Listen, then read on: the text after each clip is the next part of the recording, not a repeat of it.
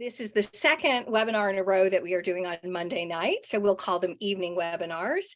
But regardless of the day of the week that we're holding these webinars on, we are doing them to ensure that everyone in Maine has access to expert insight and analysis on major world events. These webinars are available across the state, and they give you, our members, our guests, an opportunity to hear from experts and ask your questions right here in Maine.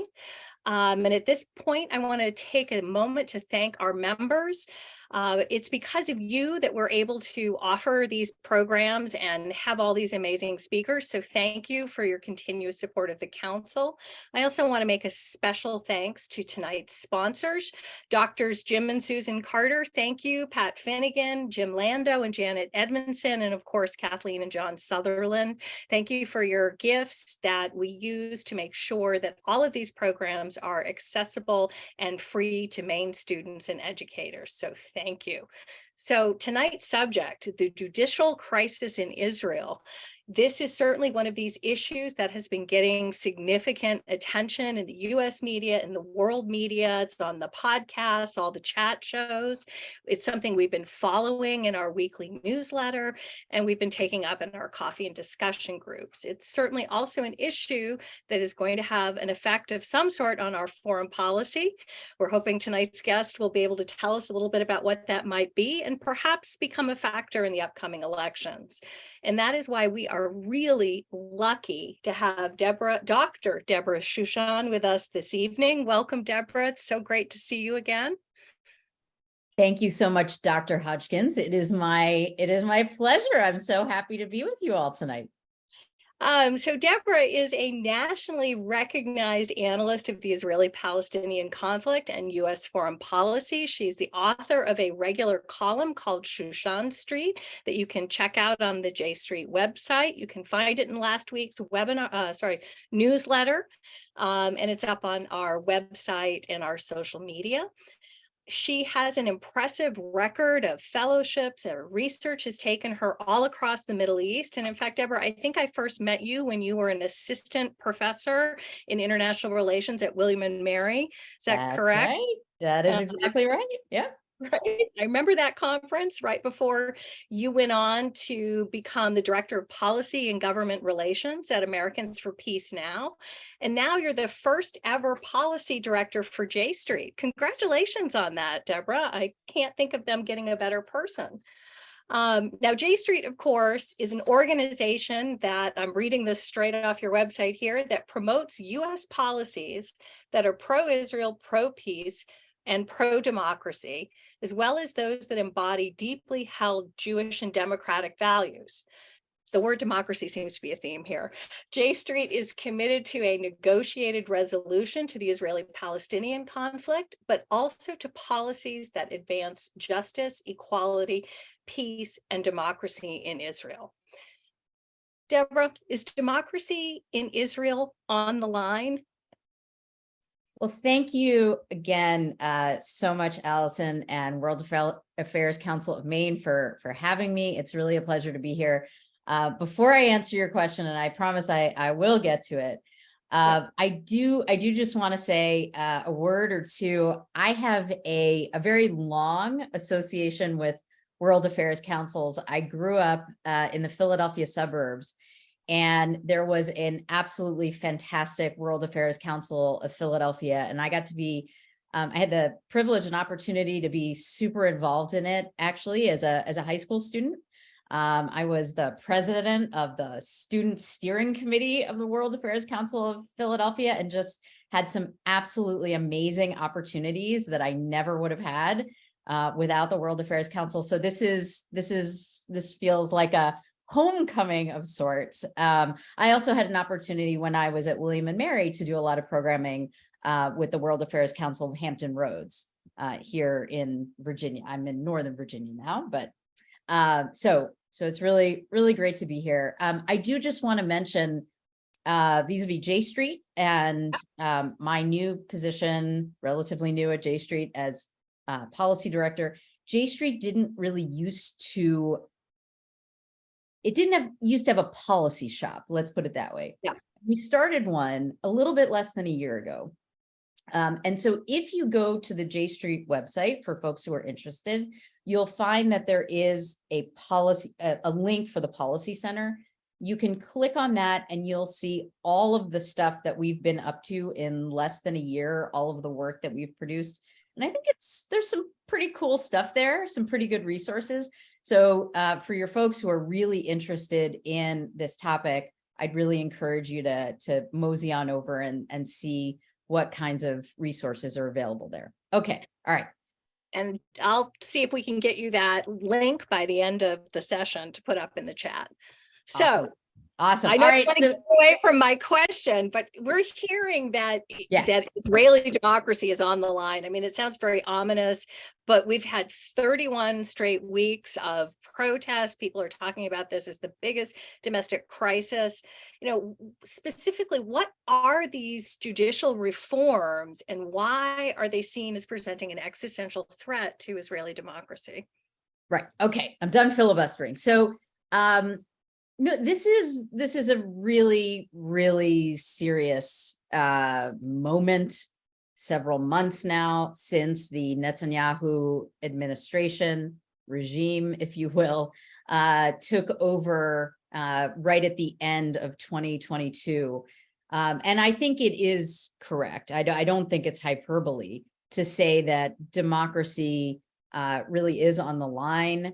Obviously, democracy in Israel hasn't been perfect to this point, and that's something that we may talk about today, I imagine. But nonetheless, democracy such as it has existed in Israel really, really is endangered. Now, as far as what the judicial reforms or, different people in Israel have different ways that they characterize them, which kind of tells you where they are. Whether they call them judicial reforms, as the government tends to do, or judicial overhaul, or judicial coup, you will also hear. And I don't think the term judicial coup is unreasonable. So I tend to go with either judicial overhaul or judicial coup, which tells you a little bit about where I am. When this government came to power, and I want to stress that during the election campaign, the election happened in November. And in the time that led up to the November 2022 election, judicial reform, overhaul, whatever you want to call it, was not a major issue. It wasn't a big issue. What would become the government, the right-wing parties, did not, lay this out as part of a campaign program such that the Israeli electorate, in voting said, yes, we want this, because it was not a central part of the campaign, right? Nonetheless, the government takes office right at the end of December 2022. And very shortly thereafter, in January, the Justice Minister, Yariv Levin, who is a very important figure in all of this, announces a package, right, which they characterized as the judicial reforms, right? One thing to note, as we are, a group of Americans here, mostly, predominantly, I assume, is the significant role that a US-funded think tank in Israel played in all of this. It's called the Kohelet Forum, principally funded by a couple of US billionaires who also, coincidentally, happen to give a lot of money to the Republican Party. They funded this think tank called the Kohelet Forum, which basically formulated the judicial reform package such that pretty much on day one, it was ready to go, right?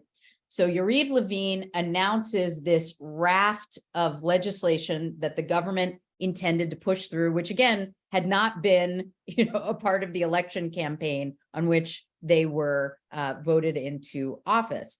So to give some examples of the key pieces of legislation, the number one and most important piece of legislation, I would say, is a bill to change the composition of the Judicial Selection Committee, which would give the government much more control over the selection of judges. Right now, there's a much more balanced committee with different with some representatives of the government, some representatives of the opposition, some members of the Supreme Court, some members of the Israel Bar Association. So it's, it's fairly balanced, and there's give and take on the committee. What the government basically wants to do with this bill is to take control of the Judicial Selection Committee such that they will have full control over the first two people who will get seats on the Supreme Court during a particular government. And given that most governments only get two, that basically gives them control over the Supreme Court, over new appointments to the Supreme Court, which is a very big deal. But that's only one piece of legislation. In addition to that, just to run through some of the others without going into a lot of detail, there is a bill that would terminate the Supreme Court's power of judicial review over what are termed basic laws, a bill that would require unanimity of all 15 Supreme Court justices, which would be very unusual, in order to strike down other laws, so regular laws that are not termed basic laws. Now, if the Supreme Court, despite all of this, ever managed to actually strike down a law, which would be pretty tough, then there's a law that it would introduce an override clause that would enable Parliament, the Knesset, a simple majority of 61 seats, which any governing coalition will have. It enables them to override the Supreme Court's decision. So just to recap, makes it really, really hard for the Supreme Court to strike down anything. And if they manage, it will be easy for the Knesset to say, well, we don't care that you struck it down, right? We're going to override your decision. And then on top of all of this, there's another bill, which we'll talk more about, called the Unreasonableness Amendment, which strikes the Supreme Court's ability to review certain administrative decisions taken by the government to determine whether they're extremely unreasonable.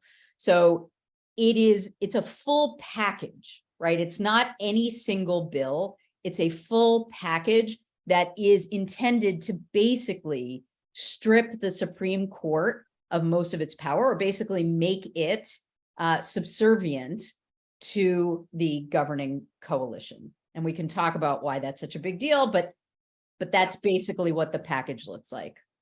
So it's essentially at this point, if all of these laws were successfully passed, what it sounds like, as you're saying, is the governing coalition, whoever that may be, provided that they have 61 seats, regardless of who they've cobbled into that, because as we know, I don't think you've ever had a single party have a majority in the Knesset.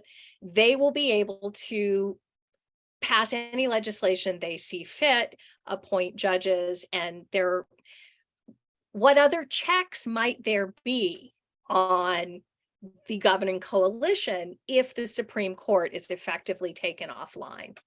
So here's the thing, right? Here's the context in which this is such a big deal.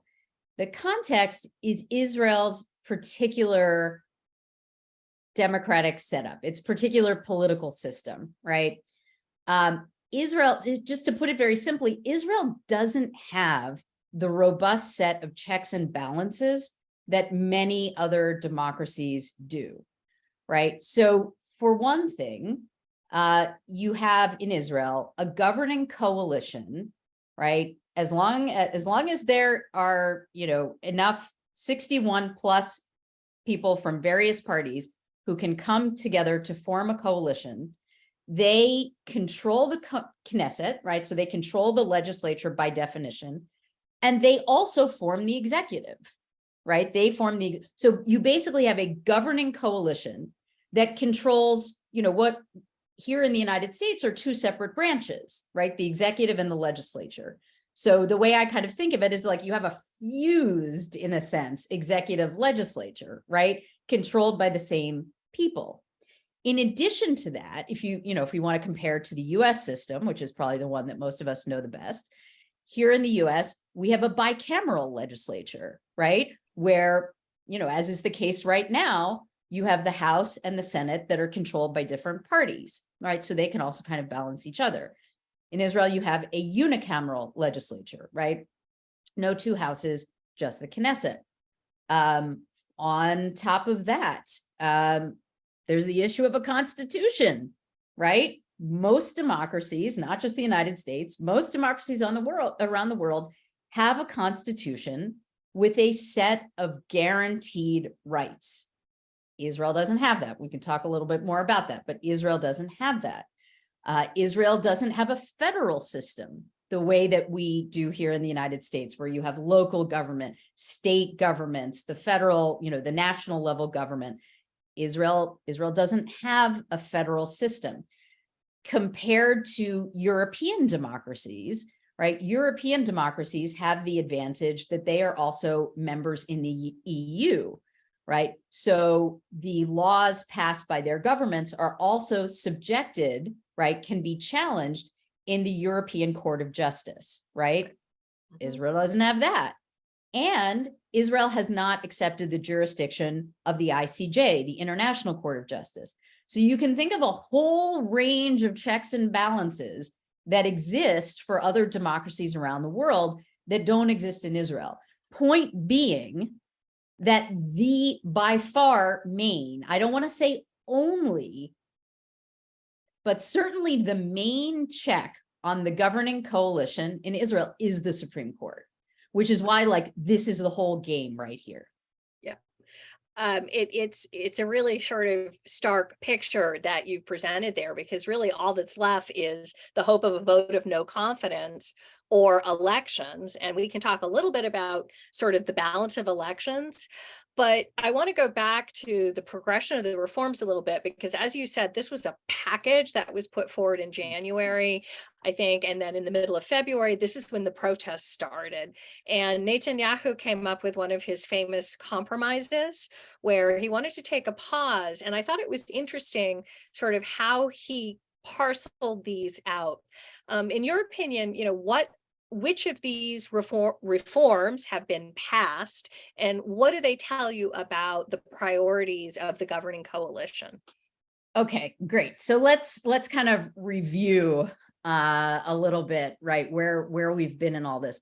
One thing that I do want to say, I want to just tiny bit challenge your history, your recent history there, which is to say that the protest movement started almost immediately after the government took power, which is one of the things that I find so incredibly impressive about it. This is a protest movement that I think now is something like 31 weeks old. Hundreds of thousands of Israelis have come out onto the street, certainly since Justice Minister Levine announced the package.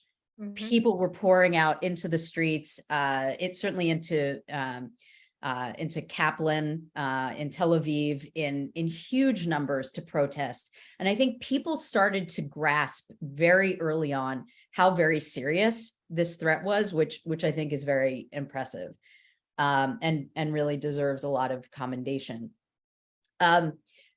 Essentially, what happened was after the initial announcement of the package, the bill that the government was going to move forward with first was the bill about the Judicial Selection Committee, which I think is, if you have to pick one that is the most important, that's the single most important one, right? So let's keep that in mind. We'll come to that in just a second.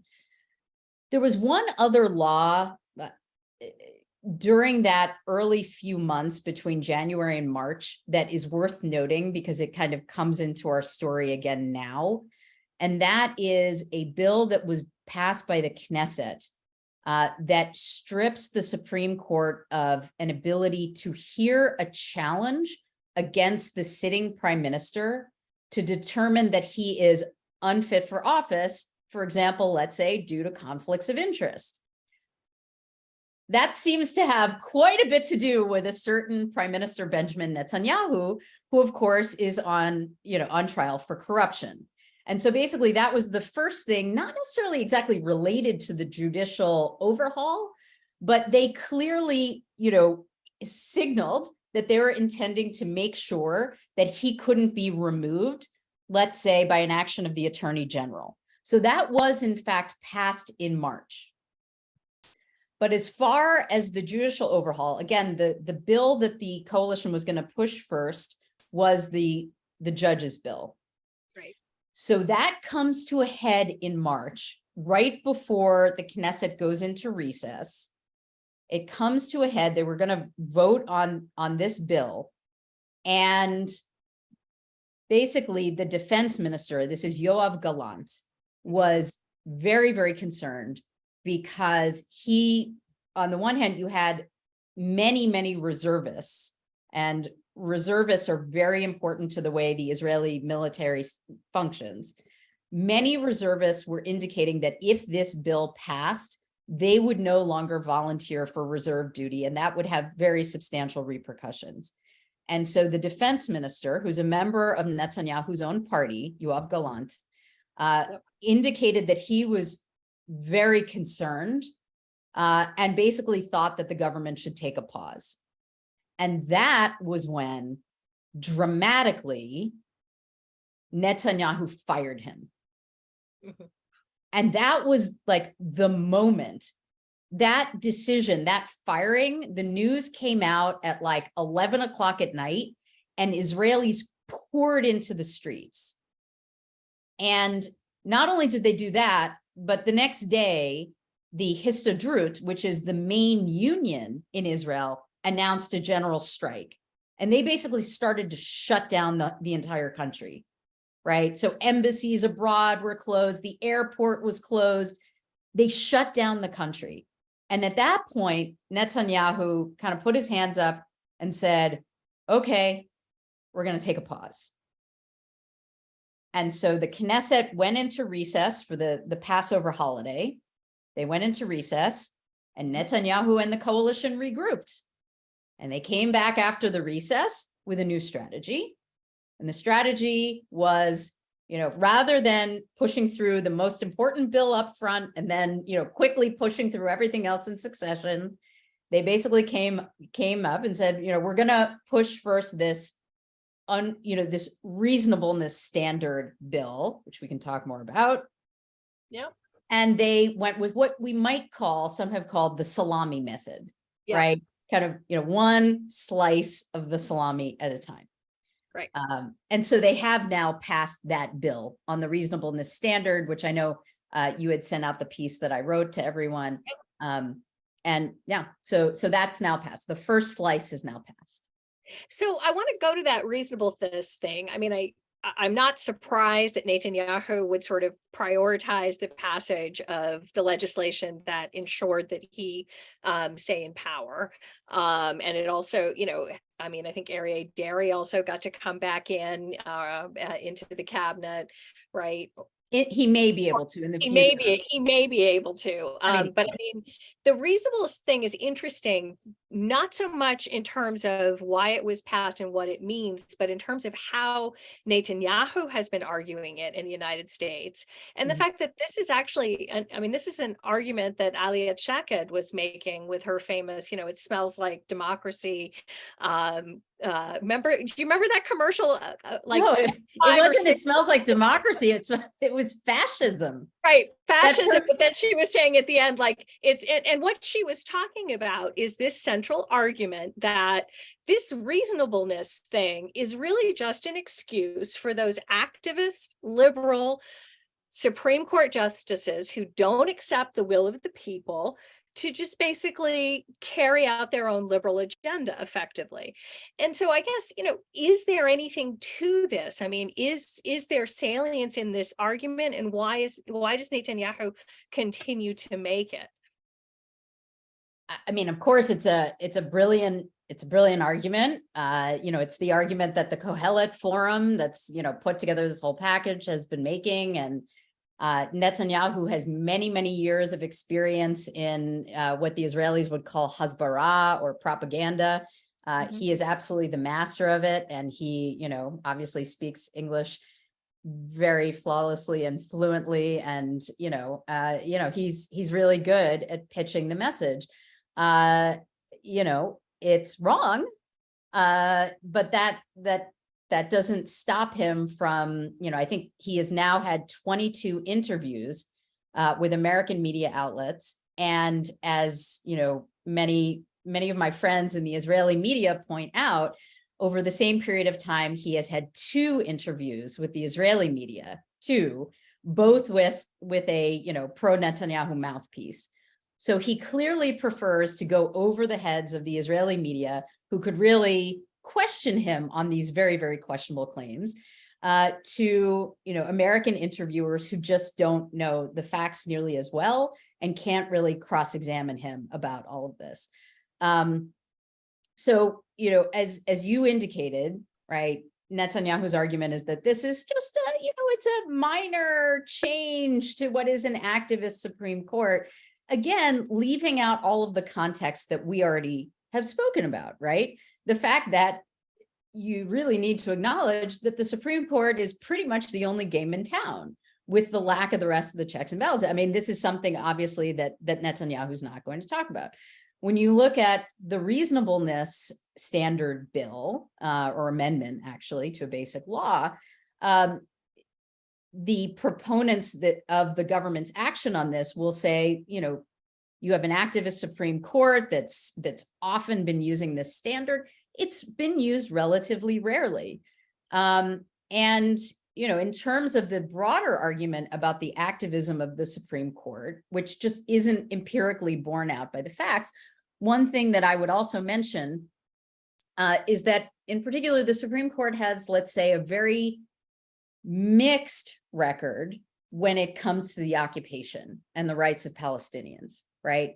And so one thing that we do really need to talk about as part of this conversation is the occupation, is the ongoing Israeli-Palestinian conflict, is the fact that Yariv Levin, the justice minister himself, has been a dedicated proponent of annexation for more than a decade. And that is motivating a lot of what's going on. And so a lot of the arguments that you will hear from the government in characterizing the Supreme Court as this liberal bastion is that they are too activist in protecting the interests of Palestinians. And the record really does not support that. There are some cases in which they have made some rulings that have been helpful, but there have also been many instances and one just happened very recently vis-a-vis the outpost of Homesh, where the Supreme Court said, within the last week, the Supreme Court said it doesn't have to be dismantled. This is a settlers outpost at Homesh that's going to be, probably reestablished in defiance of an old agreement between Israel and the United States that goes back to the Bush II and Sharon administrations.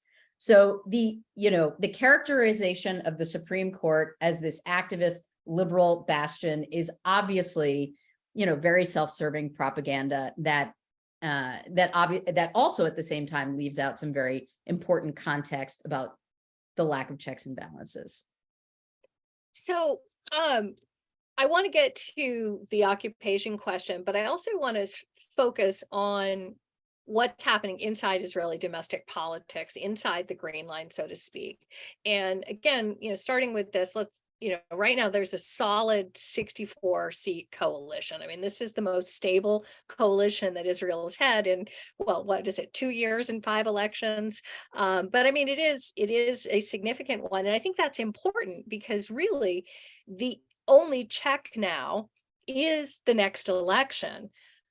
But if we look at the way elections have been going, if we look at the way that the Israeli vote has been trending, what is the possibility that you're going to see not even a left-wing government, because Meretz has gone from Meretz is almost disappeared, right? Labor has gone from 30 seats to 4 seats over the last 30 years. What is the possibility of there ever being a center-left government? And this is a 2-part question, a center-left government of Zionist parties. Is there any possibility of, without bringing in the non-Zionist parties? I mean, is really the only way out of this that you have a governing coalition in Israel that cracks that barrier and is built on a coalition with Arab parties. So the previous government before this current government, right, which was formed under the leadership of Bennett, Naftali Bennett, who at least temporarily retired from Israeli politics. Who knows, he may come back. But it was formed between Naftali Bennett and Yair Lapid of the Yesh Atid party, which is a centrist party. Yeah. They formed a government which, was when it was formed, 61 MKs, right? The most narrow possible. It was not a center-left government, right? This was a government that was basically, the panoply of, from Meretz on the left, even actually including an Arab party that kind of defies the left-right spectrum in Israel. Right. This is the Islamist Ra'am party, right? So from Meretz, including Ra'am, to right-wing parties led by, Naftali Bennett is very much a right-winger, right? Right. And Avigdor Lieberman. And Avigdor Lieberman, exactly, right, from Yisrael Beitinu. Right. And so basically that was a left to right ideological party that, lasted about a year before the government fell. And then there was the period of caretaker under Yair Lapid. And what united that government was anti-Bibi, right? Desire to prevent Bibi from holding power again, and possibly also a desire to protect Israeli democracy, right? That's what held that government together. Could we see another government like that? It's possible. That is a possibility. But in terms of what you asked about, a center-left government, no, the numbers are not there. And what we have seen what we see now in the current polling is that Likud is not doing well in the current polling.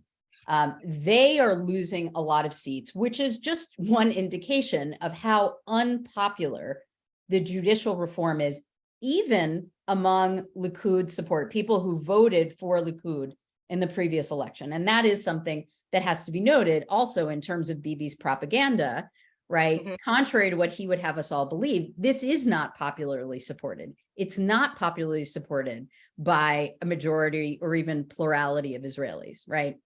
So Likud is losing strength, but that is not redounding to the benefit, right, of the left or the center left. What I've seen in the most recent polling is Meretz, which is the leftmost Zionist party, would make the threshold. They would be able to come back into the Knesset if elections were held now. But polls that I'm seeing show that Labor wouldn't even make the threshold, right? Which is unbelievable, right? The founding party of the state of Israel. So, the left, the center left, does not have the strength, certainly, to do it on its own. I certainly do believe that it is vitally necessary for a potential future for Israeli democracy, that there's got to be Jewish-Arab partnership, that the 20% of Israeli citizens who are Arabs or Palestinian citizens of Israel, some use different nomenclature, it's absolutely vital for this taboo that has previously existed on Palestinian citizens of Israel sitting as part of Israeli government. That's got to go. And they have to be welcomed. They have to be integrated. And that's something that, for example, I wrote a Shushan Street piece back in April, I think, called Allyship in Israel's Democratic Window of Opportunity. And that was one of the key arguments that I made, that, for supporters of democracy in Israel, we need, I think, to keep making that argument.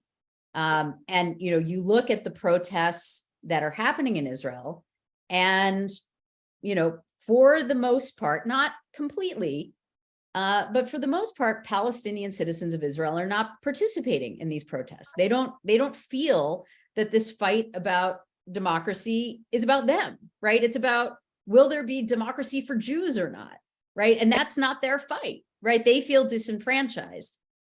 Yeah. I think there are some signs that that may be starting to change, but it needs to happen much faster and in a much more, a much greater scale than we've seen it so far. And I absolutely think it's vital to any future democracy for Israel. I mean, I agree with you, because when you look at the polling data, it's been so consistent. I mean, since Netanyahu was first elected in 1996, you just see this complete erasure of that traditional left bloc that was so reliable, and nothing in its place, no alternative. And, I'm wondering, because I hear you and I hear a lot of people saying that, but there seems to be like this putting the onus on the Arab Israeli citizens, on the Palestinian citizens of Israel, saying, you've got to come to us. You've got to show us, right? That they're the ones who have to sort of pick up this fight. And you hear the, Palestinians saying very clearly, why? Why is it on us? And I wonder, what do you think will make a party like Meretz suddenly say, hey, we're not going to be in power unless we actually reach out to our fellow citizens in Haifa and Jaffa and wherever? I don't think Meretz is the issue. Okay. I think there are folks in Meretz, prominent members of that party, which has included itself Palestinian citizens of Israel among its MKs, that really believe in Palestinian Jewish partnership among citizens of Israel. And so, yeah, I don't see Meretz as the issue. I would like to see that a lot more within labor. Yeah. I think there's a lot more room for that. Certainly, that's not something you see when you start getting close to the center, from people like Yair Lapid. And it's, that. What do you think the barrier is? I mean, is it on both sides? Is it, what is it that's preventing? I think about the joint list. I mean, I understand Ayman Odeh's also taken sort of a timeout, but what is the barrier to what looks to me as an outsider, that obvious coalition of people who are unified on some of these basic democratic principles? I think for someone like Ayman Odeh and the joint list, and I think he's been a really phenomenal leader in so many ways. He has signaled that that the joint list would be open to joining coalitions, but he's set out conditions for it, right? And one of the key conditions is moving toward Israel being not only, a homeland for the Jewish people, but also a state for all of its citizens living together in equality, right? And that's not something that we have seen be broadly embraced, right, in the Israeli center. And I think that, that's just got to change. Yeah. Well, I want to make sure we have time for audience questions. So I want to just shift gears one last time and talk about the implications of this for the U.S.-Israeli relationship. And I mean, as someone who's sort of been watching this for a long time, like you have, I'm hearing things being said on the NewsHour, on NPR, reading things in newspapers, hearing congresspeople say things about U.S. support to Israel that I never in a million years thought I would hear a U.S. politician say. I mean, Daniel Kurtzer was actually publicly saying in front of Dennis Ross and everyone, maybe it's time we cut military aid to Israel. I mean, help me dig into this. I mean, what is happening? Are these protests really going to have that kind of an impact? Are they going to be that tipping point where this famous bipartisan support for Israel just collapses on itself? Or not? I'm being too dramatic, too much hyperbole. So no, it's all good. And certainly I think that former ambassador Kurtzer, Daniel Kurtzer, was of course U.S. ambassador to Israel under the Bush administration, the second Bush administration, and his coming out with this is important. Nick Kristof recently wrote an op-ed that took a similar line in the New York Times. So you're absolutely right. I mean, this is something that we're starting to hear, and that's perhaps significant, right? If we look at US politics, and of course we are a two-party system, whether we like it or not, if you look at the Republican Party surely could care less whether Israel continues to be a democracy or not, right? In fact, it is not clear that they are very committed to democracy here in the United States. I don't know if I'm offending any of your viewers. We are a nonpartisan organization, but I mean, I think there certainly is, we've had these discussions in our coffee and discussion groups, that there's sort of this affinity in some segments of today's Republican Party with this illiberal form of democracy that Israel seems to be in danger of embracing, like Turkey, like Hungary, like perhaps Poland. Exactly. Right? Exactly. When But you if we see look at CPAC hold conferences in Hungary, right? I mean, right. We have exactly. So if you look at the young people, if you look at the Democratic Party under 35, people who consider themselves Democrats, I mean, for the first time, you're seeing, what is it, almost a majority see the Palestinians more favorably than Israelis. I mean, these are numbers that just, I'm like, I can't believe it. So what do you think there? So in terms of the Democratic Party, there is, there are significant differences within the party. There are significant differences among Democrats elected to federal office, amongst themselves. And there's certainly a divide between elected Democrats on the one hand and where Democratic voters are, right? What you just pointed out in terms of polling, and especially how things are trending in the Democratic electorate. If you look at younger voters, that's absolutely true. I mean, in terms of Congress, in terms of elected officials, I mean, if we, we have an administration, we have a president who is,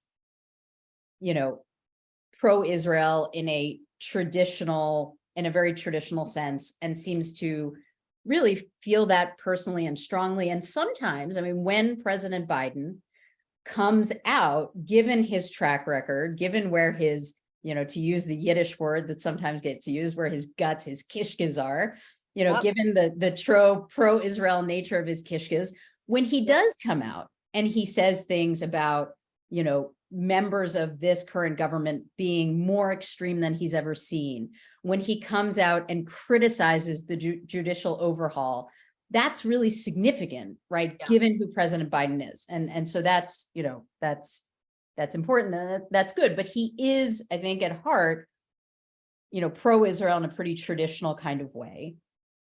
Within the Congress, there are certainly those who are willing to question the, old pro-Israel orthodoxy of, whatever the Israel government does is good, right or wrong, we're not going to question, support unrestricted, et cetera, forever. You have some people who obviously are willing to question that more than before. And then you have some within the Democratic Party who resist that. And, so I think there's some real variety there. And we see trends that are going to take some time, I think, to play out, particularly within the Democratic Party. I think within the Republican Party on Israel, the direction is pretty clear in terms of, where they are vis-a-vis democracy and frankly, what they think about the two-state solution, which, we see the Republican Party has basically abandoned at this point. For Democrats, the question is going to be, are they, just going to keep repeating two states as a mantra? Or are they actually going to do anything about it? And, are they just going to say we favor democracy in Israel? Or are they going to, actually are they going to do something about it? Are we going to acknowledge it? I mean, I've seen a couple people, actually say we have to come out and acknowledge a binational reality and move from there. And again, I mean, I think what's so interesting for me and what I'm really hearing from you is how everything is really on a knife's edge, and we're at this pivotal moment in Israel's 75-year history where within, I don't think I'm being hyperbolic to say that within the next coming weeks we're going to see, is this going to continue to be the democracy for the Jewish majority that it always has been, or is it going to fundamentally transform into something else that is going to have repercussions across the region, certainly, and in terms of its relations with the United States? And I'll just note that the next point here that we should all really be looking at is that the Supreme Court has indicated that it is going to hear petitions against the unreasonableness amendment on September 12th. And so that is really setting up a potential constitutional crisis. When you talk about a matter of weeks, the next key date is September 12th, and is the question of what will the Supreme Court decide? And if the Supreme Court does overrule this amendment, will the government abide by that ruling? And if they don't, we really are in a constitutional crisis. And it's a, it's a question of what the, various organs of the state are going to do and who they're going to listen to. And that is obviously a very, important and dangerous moment. I mean, it's really going, we'll stay tuned, and we'll follow up on September 12th to see what that looks like. I really do want to get to a couple of these audience questions. And one of the first ones, I'm going to go to Kathleen Sutherland's question. She was asking specifically about the best mechanisms of fighting these judicial reforms, this democratic rollback. What is the role of grassroots groups? What can they do, and how can they be most effective? Can I just add, we could talk about that both in the United States or Israel. I'm not sure if Kathleen, we could talk about both. Well, let's talk about both, but I think also in Israel, but also in the United States. I mean, how can supporters of Israel in the United States, supporters of a democratic Israel in the United States, be effective, and also inside Israel? Yeah, because we're seeing inside Israel that there is a role, and groups are being effective. So yeah, absolutely. I mean, I do think that the role that grassroots groups, as we've talked about a little bit already, are playing in Israel is really extremely significant. I saw a letter today from the president of Tel Aviv University, who basically said it is time to say now that if the Supreme Court were to rule against the unreasonableness amendment, and the government would indicate that it's not going to abide by that decision, it's time for institutions across the country, like universities, Tel Aviv University being one of them. He said, I am saying on behalf of Tel Aviv University right now, and other institutions should say that should that happen, we are shutting down. Make clear to the government what the stakes are right now, so that they know, before they even have to take a decision. And so I do think that, again, grassroots groups have done incredible work. Obviously, as we've talked about, I'd like to see them really extend a hand more than they have to really bring in Palestinian citizens of Israel. In terms of Americans who care about this, well, I work for such an organization. I work for an organization predominantly of Jewish Americans, but not exclusively, who are pro-Israel and pro-peace and pro-democracy, who care deeply about the future of the state. And I think what we need to do, one of the key things that we need to do now, and I think I kind of laid it out in that piece that I wrote back in April. First we need to identify what's at stake here, make it very clear that we support the protest movement. The good news is that we here in the United States are not without power, because the United States is a very important actor and Israel's most important ally. And so, one thing that we at J Street are doing is pushing members of Congress to make clear the importance of Israeli democracy, and in particular, their support for the protest movement. Yeah. And there is actually a resolution that's been introduced just about 10 days ago that is led by two Congresswomen, Jan Schakowsky and Annie Kuster. Mm-hmm. And that resolution articulates the support of the Congress for democracy in Israel and for the protest movement. And so one of the things that we can do at the grassroots, obviously, is let our members of Congress know that we care about this issue, that we would like them to sign on in support of this resolution and support efforts like that. So I do think that that's something very important that we can do. And at the same time, I think it's very important that we continue to draw the connection between the ongoing occupation and this extremely significant threat to Israeli democracy. Because ultimately, as I've mentioned before, and I just think it bears underscoring again, the people who are driving this bus, whether it's Yariv Levin, Bezalel Smotrich, who is an extremely powerful member of the government. He's the finance minister and also has a portfolio in the defense ministry. Itamar Ben-Gvir, who's the national security minister. I mean, these are people who the latter two, at least, Simcha Rothman, also, who is the chair of the Constitution Committee in the Knesset, who's pushing a lot of this as well. Those three live in settlements. Yariv Levin does not live in a settlement, but he is absolutely, pro-settlement annexation agenda. They are the ones driving this. And a key reason that they want to defang the Supreme Court is so that they can push forward the occupation unimpeded.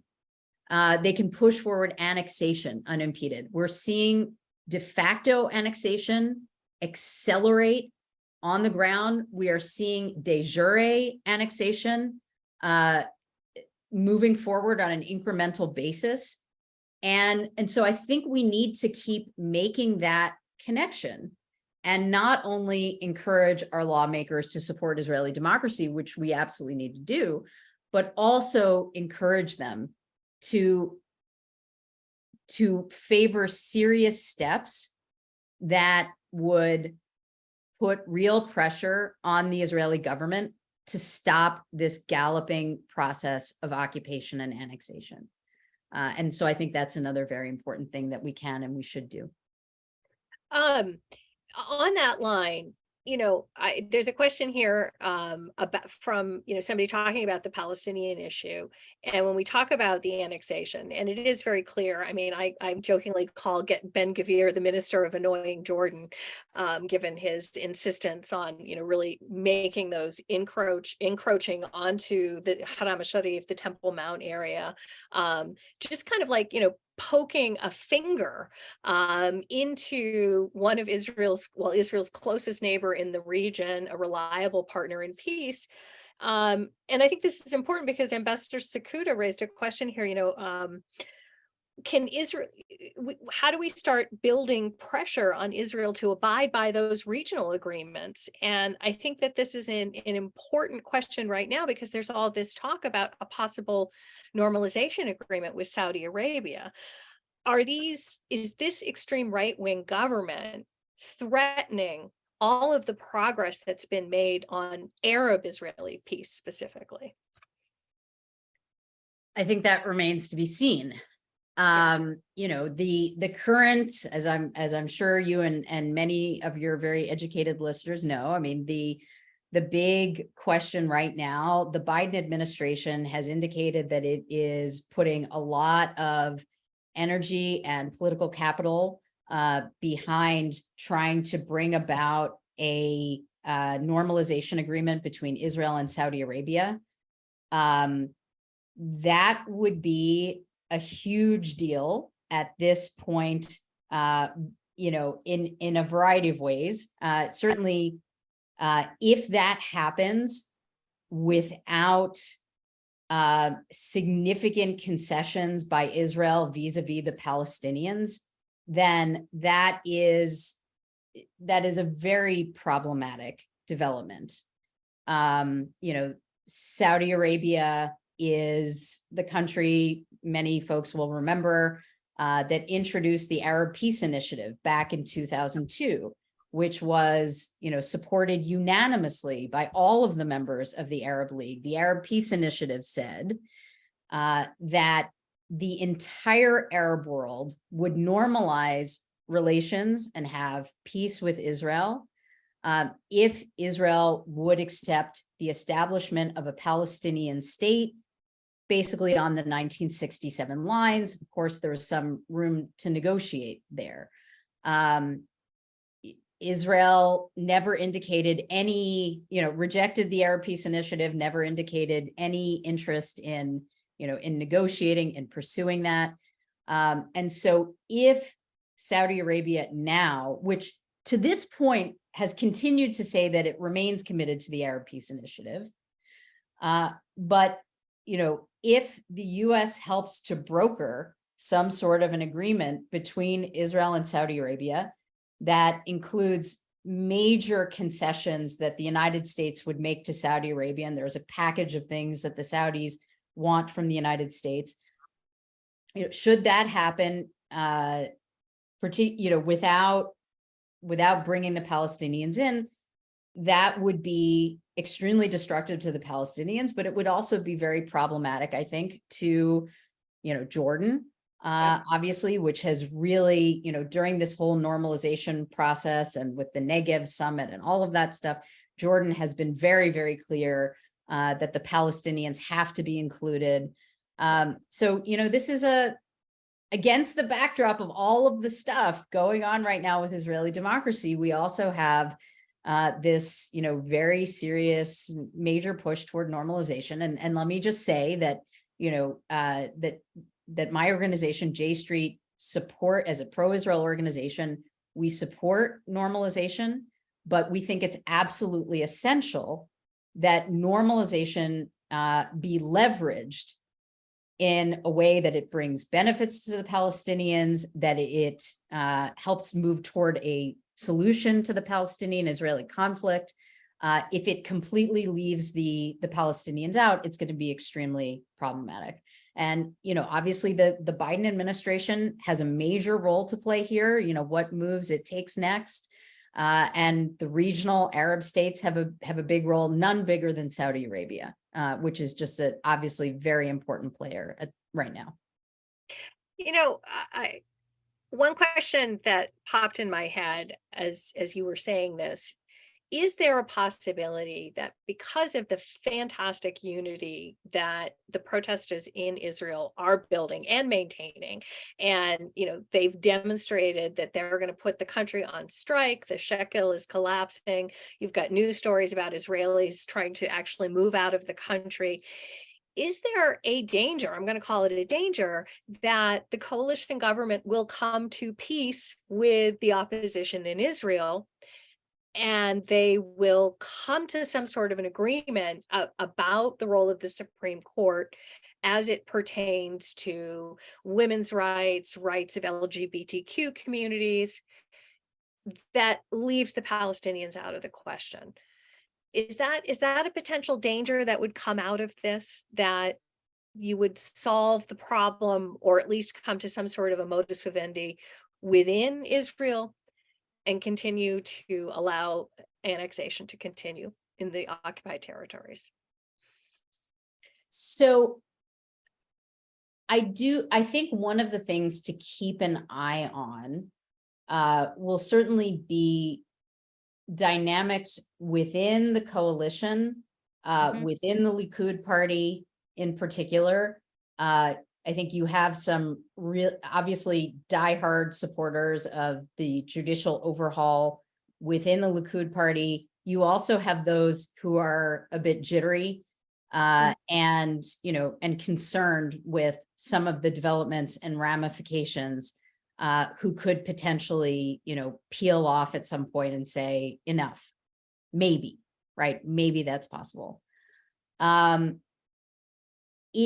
It is possible, right, that if that happens, if there's a split in the coalition, you could have the dynamics changed with regard to the assault on democracy, a slowdown, whatever exactly that looks like. But that certainly doesn't solve the problem of the galloping occupation and annexation, which will continue even without that, right? And so that really requires some serious pressure that we're not seeing at this point from the international community, which is why things have been able to proceed in the way that they have. Yeah, I mean, I almost wonder if part of what the strategy that we're talking about with grassroots groups perhaps is actually getting the focus back on the peace process, or back on the Palestinians, rather than focusing on the threat to Israeli democracy, maybe coming out and saying, hey, this is part of a larger problem. And I think you and J Street people have been saying this, that like, you can't It's not either or. Right. It's not either or, it's both, right? These things are intimately connected. So I don't think that we have to choose one or the other, right? I don't want to say that like we're prophets or, but we at J Street have been warning for a long time now, that as the occupation is now 56 years old. Right. And, I personally, I can't say that I foresaw that stuff was going to hit the fan in the extreme way that it did, when it did. I didn't foresee exactly how that was going to happen, but we certainly have been warning that, a 56-year occupation isn't only anti-democratic over the green line, right, but at some point that endangers democracy within Israel. And again, we have seen that in a much more dramatic way than I think probably, just about anybody anticipated. And so I think, it's not either or, it's both, and it's making the connection between the two. Well, I am glad that you and J Street and our friend Laura Friedman at the Foundation for Middle East Peace and all of these people are making this argument, because we all have to find hope somewhere in these difficult times. I'm just gotten a text message from my assistant reminding me that it is 8 o'clock. And so I'm going to bring this to a close by thanking you for taking all these questions, having this really insightful conversation with me, with our members, about the implications of this quote unquote judicial reform or judicial coup in Israel. And I want to also thank you for the work that you're doing with J Street, and just hope we'll see you again. You have a place if you come up to the World Affairs Council of Maine. We'd love to host you at one of our in-person coffee and discussion groups. So thank you, Debra. Amazing. Thank you so much, Allison. This has really been a pleasure. Thank you so much to everybody who's tuned in today and who cares about this issue. Really appreciate all of you. Thank you so much for having me. And to the members, thank you so much. Thank you. As always, we never get to answer all of your questions. They're so wonderful and so informed, and we will continue to talk about them in our next coffee and discussion group. I also want to share to everyone that on October 26th, we'll be having our Fall Foreign Policy Forum. And this year, we are actually focusing on the legacy of U.S. efforts to foster peace in the Middle East, and Ambassador Daniel Kurtzer and Ambassador Jake Wallace We'll be coming up to have a conversation with our own Ambassador David Pierce on this issues. So do stay tuned. Thank you very much for being a member. Thank you all, everyone. Have a wonderful evening. Good night.